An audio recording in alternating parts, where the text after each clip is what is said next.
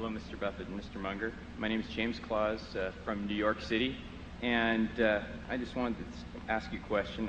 Both you and Mr. Munger have repeatedly said that you don't believe that business valuation is being taught correctly at our universities. And as a PhD student at Columbia Business School, that troubles me understandably, because in a couple of years I'll be joining the ranks of those teaching business valuation.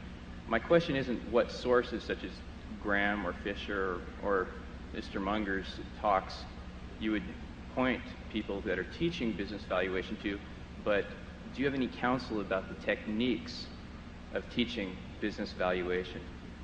Well, I was lucky. I had a sensational teacher in Ben Graham, and we had a course there. There's at least one fellow out in the audience here that attended with me, and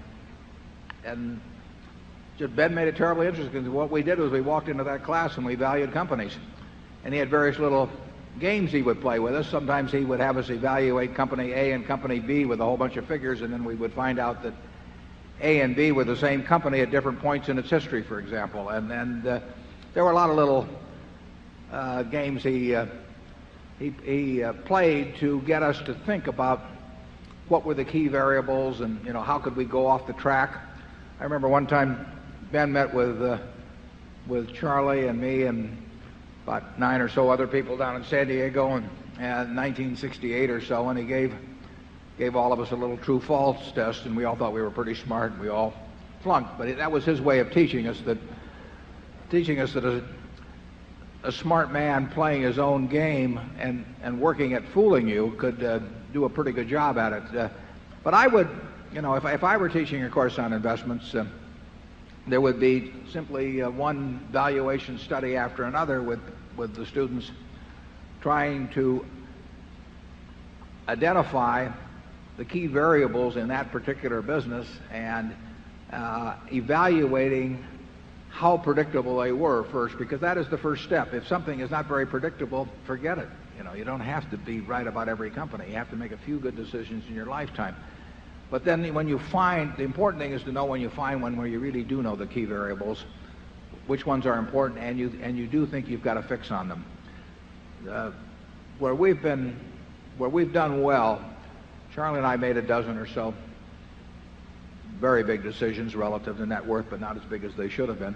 And we've known we were right based on those going in. I mean, they just weren't that complicated, and we knew we were focusing on the right variables and that they were dominant.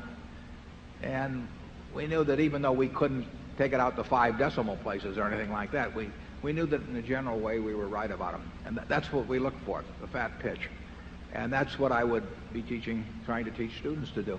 And I would not try to teach them to think they could do the impossible. Charlie? Yes, if you're planning to teach business valuation, and what you hope to do is teach the way people teach real estate appraising. So you can take any company, and your students, after studying your course, will be able to give you an appraisal of that company, which will indicate really its future prospects compared to its market price.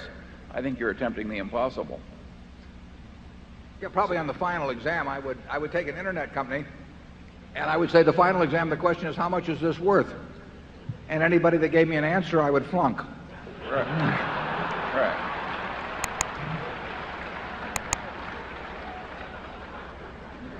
Make grading papers easy too.